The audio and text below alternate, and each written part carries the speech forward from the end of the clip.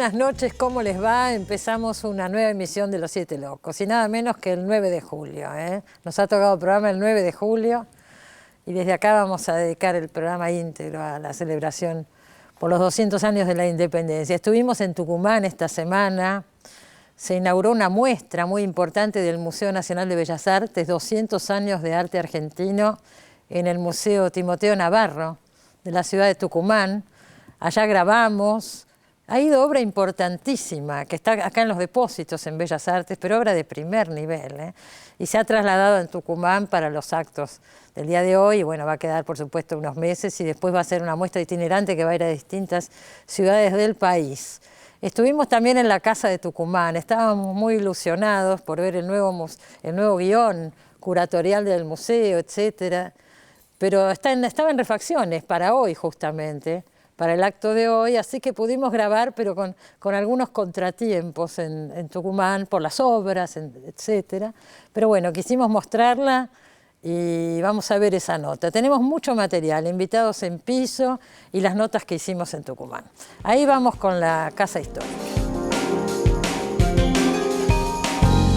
Bueno, acá estamos, en la puerta de la famosa Casa de Tucumán. Usted sabe que esta casa está reconstruida. La original se construyó en 1760 y pertenecía a una familia, los Laguna Bazán. Era una típica casa colonial compuesta por 3 pabellones paralelos a la calle, entre los que se encontraban 2 patios cerrados lateralmente por habitaciones y galerías. Y en el fondo, la huerta. Estaba construida con muros de tierra apisonada y adobe. Solo la parte de la entrada había sido construida con ladrillos.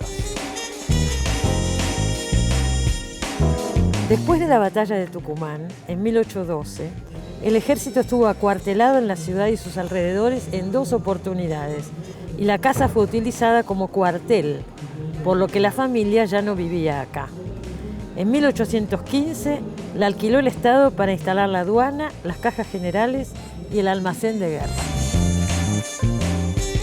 En 1816, a falta de edificios públicos adecuados, se decidió que el Congreso Constituyente funcionara en esta casa, en la Casa de Tucumán.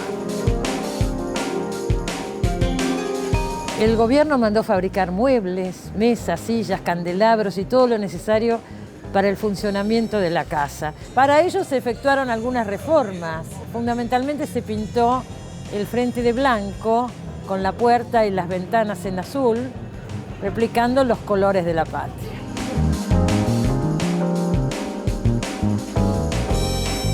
Y el Congreso sesionó acá desde marzo de 1816 hasta febrero de 1817, cuando se traslada definitivamente a Buenos Aires.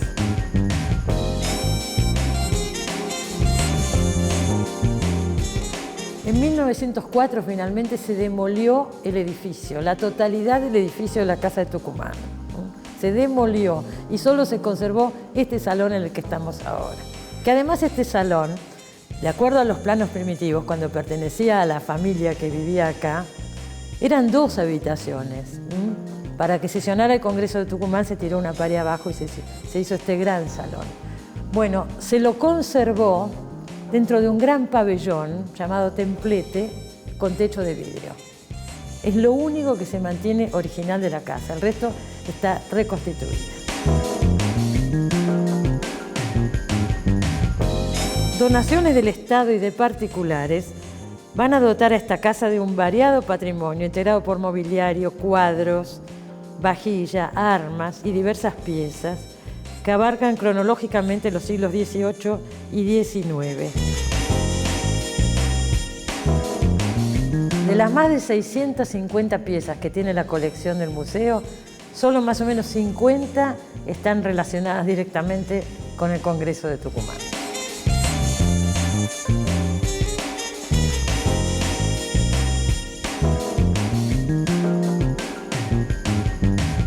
Bueno, es la primera vez que visito la Casa de Tucumán, nunca había estado, así que fue una muy buena experiencia, realmente, pese a todas las condiciones complicadas en las que trabajamos, fue una experiencia conocer la Casa de Tucumán. Estoy con Pacho O'Donnell ahora, vamos a hablar, Pacho, un poco del 9 de julio, ¿qué representa, qué reflexión te merece hoy? Y lo que hay que entender del 9 de julio es que fue un acto de coraje, porque estaban todas las condiciones dadas como para que no se declarara la independencia. La situación exterior era absolutamente inhóspita. Sí. Habían fracasado todas las revoluciones americanas, salvo la del Río de la Plata. Exacto. Fernando VII había vuelto al trono español con todas las ínfulas absolutistas y el deseo de recuperar las colonias perdidas, y estaba armando y organizando un ejército muy importante, que finalmente fue a Venezuela, porque iba a venir para este lado, y finalmente fue a Venezuela. ¿Por qué no habrá venido, digo? Porque cambió la situación política, o sea, Venezuela pareció como más amenazante, una revolución que podía expandirse, digamos, ¿no? Fue una decisión. Se discutió bueno, todos estos años, se discutió mucho si declarar o no la independencia, claro. Cuál era el momento. Primero en el 13 se pensó, ¿no? Asamblea del año 13. Pasaron 6 años. 6 años, claro, idas y venidas y distintas posturas. Eso se debía más que nada a la política en Buenos Aires, porque por otra parte San Martín, Belgrano, Güemes, todos ellos peleaban sable en mano y muriendo mucha gente contra los ejércitos del rey. Pero en Buenos Aires se manejaba la idea, bueno, de que no convenía mostrarle al mundo que teníamos una idea independentista, porque no sabían si íbamos a poder resistir la, digamos así, la reacción hispánica, y por otra parte estaban buscando todo el tiempo el apoyo británico, que no se lo daba básicamente porque Gran Bretaña ya había conseguido lo que quería, que era comerciar digamos, con el mercado de porteño, ¿no es cierto?, Buenos Aires. Pero realmente después de 6 años, inclusive, fíjate vos que el Congreso no se cita para dictar la independencia. ¿Para qué? Se cita para establecer un sistema de gobierno. Lo que pasa es que San Martín, Belgrano, Güemes, sobre todo San Martín, empujaron mucho para la creación de, por ejemplo, San Martín decía, yo estoy organizando el ejército acá en Cuyo. ¿Qué sentido tiene que yo atraviese la cordillera y ataque a los ejércitos reyes si no es el nombre de algún país que tiene una identidad propia, ¿no? Claro. Fíjate vos que la presidencia del Congreso era rotativa, y en julio le toca a Narciso Laprida, que es un representante de San Juan. Sí. O sea que en términos modernos diríamos ser un hombre de San Martín. No es casual, ¿no es cierto? Realmente siempre hay que reivindicar eso, que la declaración de la independencia tuvo mucho que ver San Martín, contra los que nunca faltan, que no era el momento adecuado, que esperemos un poco, que la situación, que por otra parte tenían razón, la situación no era propicia, etc. Era un acto de coraje. Un acto de coraje, pero por otra parte una declaración de independencia que no podía demorarse, ¿no es cierto? ¿Por qué se hizo en Tucumán? ¿En Tucumán? Una pregunta interesante. Te voy a decir por qué. Porque estaba en la mitad del territorio. Vos me dirás, ¿cómo que estaba en la mitad del territorio? Y porque eran las provincias unidas. Estaba el Alto Perú arriba y los pueblos originarios abajo. Es decir, que se buscó un lugar que tuviera cierta equidistancia, se eligió Tucumán. El tema es que Tucumán estaba, toda la zona estaba muy amenazada por los ejércitos realistas, ¿no es cierto? Y entonces Buenos Aires, que había querido hacer el Congreso en su territorio, pero no había logrado por la inquina que tenían las provincias contra Buenos Aires, al año siguiente, ya en el 17, ya el Congreso está en Buenos Aires. Con el pretexto o la razón de que, bueno, estaba muy amenazado por los ejércitos que avanzaban sobre el norte. Bueno, y ahí estaba Güemes defendiendo, ¿no?, la frontera.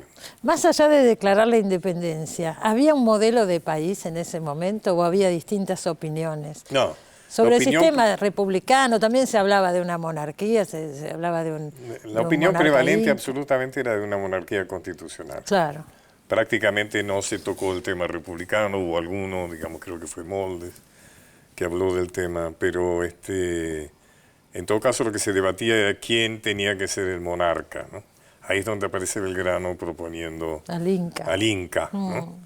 Que algunos de historiadores lo ven como si hubiera sido un coágulo que atravesó el cerebro de Belgrano, ¿no? Y en realidad tenía un sentido. Belgrano era una persona que había conocido muy bien el noroeste, había conducido el segundo ejército del norte. Y ahí es donde él dona las escuelas, ¿no es cierto? Muy impresionado por la miseria. Por otra parte, Belgrano creo que tenía muy claro algo que lamentablemente no sucedió, era la necesidad de integrar el Alto Perú a las Provincias Unidas de Río de la Plata.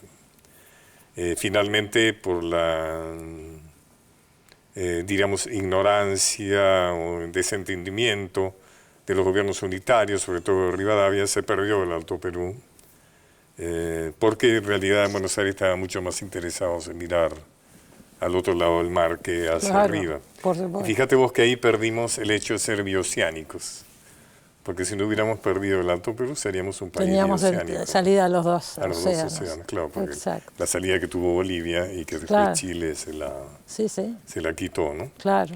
Y por otra parte, para Belgrano era claro que proponer el Inca, Belgrano y los que lo apoyaban, era cortar, abortar todos los proyectos de coronar príncipes europeos que había en Buenos Aires, ¿no?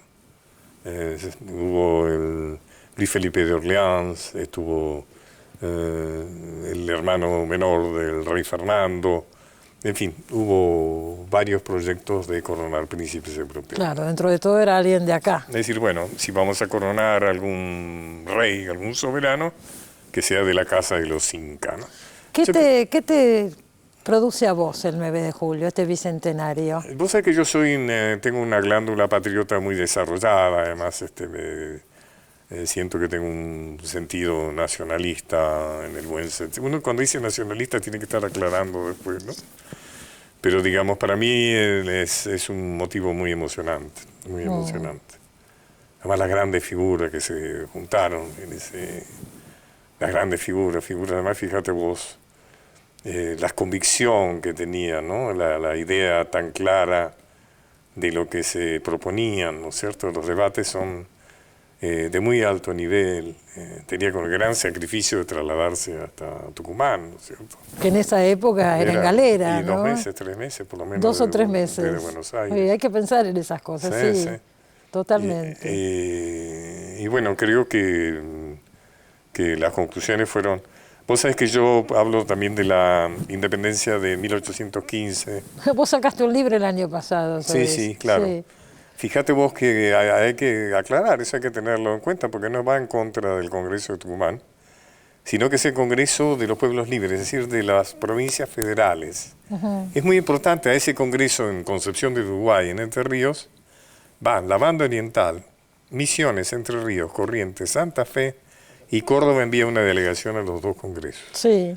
Fíjate vos qué representatividad. Ninguna de esas provincias va a Tucumán. A veces cuando hablamos de Tucumán parecería que fueron todas las provincias. Claro, no, que había muchas divisiones. No fueron, claro, eran las provincias del este. ¿Y ellos declararon la independencia? Claro, sí, una afirmación de la independencia.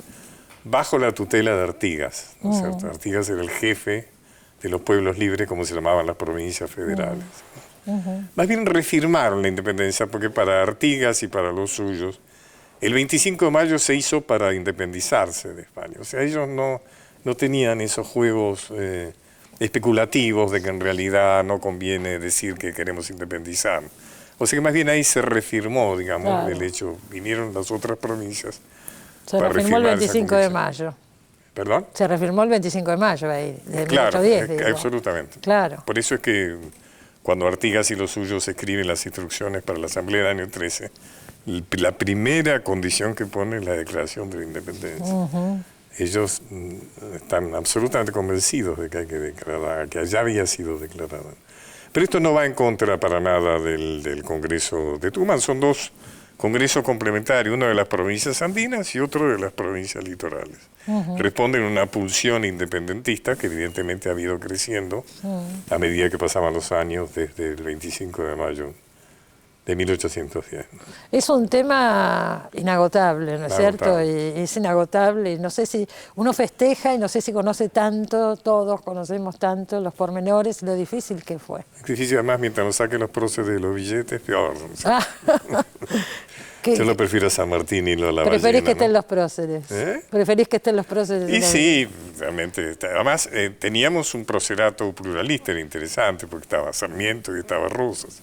Estaba Evita y estaba Roca, estaban los incuestionables, San Martín. Pero siguen, ¿no es cierto? Siguen. No, ahora están los animales. Pero esos son los billetes nuevos. Por eso, los billetes nuevos. Los de altos. Bueno, sí, pero supongo que los irán reemplazando. No sabemos. Tal vez no. Tal vez no. Ojalá que no, porque Me parece que el proceso de deshistorización, por las razones que vos decías, de la necesidad de salir de la confusión y de la, digamos así, de la ignorancia, no es bueno. Gracias por haber venido, No, Pacho. gracias a vos. Nos vamos a un corte. No se vaya, que enseguida volvemos, seguimos con el 9 de julio.